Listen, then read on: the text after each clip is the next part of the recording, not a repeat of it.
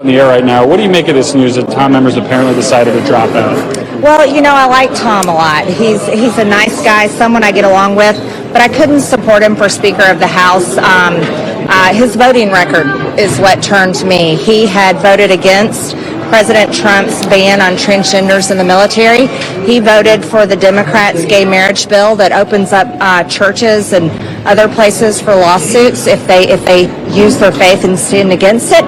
He was for the national popular vote at one time, and that's not a movement I can support. Had you communicated to him that you couldn't change your opinion? You sort of were locked in on opposing him? I opposed him openly in the conference in our roll call vote, and that was simple enough for me. There was more conversations that went on in the conference, but he's dropped out now, and I think this is good. Here's what's going on. The GOP conference is changing, and it's changing to reflect America first. And Republican voters overwhelmingly support President Trump, and the GOP conference and the Speaker of the House should do the same. But if Jim Jordan was the America First candidate, he couldn't come any closer than Tom Emmer's come.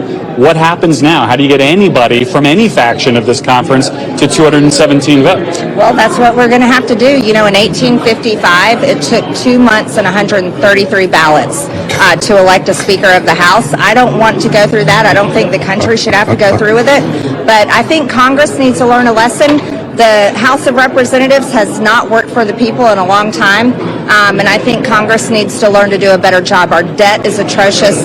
The border is unbelievable. We've got terrorists coming in our country, and the president is leading us to World War III. Do you worry at all that every time a Republican candidate gets rejected because they can't get the Republican votes, you move closer to a candidate who gets elected with Democratic support, that the frustration just builds to the point where people do start working across the aisle on this issue? I think that's a good question, and that's the threat that's constantly brought up. But every single Republican in the conference is elected by Republican voters. They may be in a Biden district, but they're still largely elected with Republican voters, and they're supported by donations with Republican donors and the NRCC. I think it would be a complete fool's errand for any Republican in our conference to join with Democrats to elect a speaker. How much did Emmer's vote to certify the 2020 election have to do with the opposition against him? Well, it played a big role for me. I voted to object, and I don't think that was a fair election. I think there was a lot of election fraud.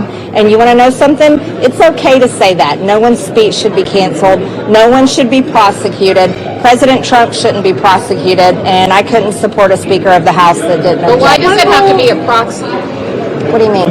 I mean, why does that have to be the defining reason why you would That support wasn't him the defining reason. There were many reasons. He also voted against President Trump's transgender ban in the military, and I don't support that, and I'm largely against, and I'm trying to stop and make it a felony to perform transgender surgeries on children. It's a serious issue. The Speaker of the House needs to reflect the views and the will of Republican voters. But at this point, Republican voters, shouldn't you admit that the 2020 election was not stolen? Oh, get over it. What role do you think Trump played? What role do you think Trump played?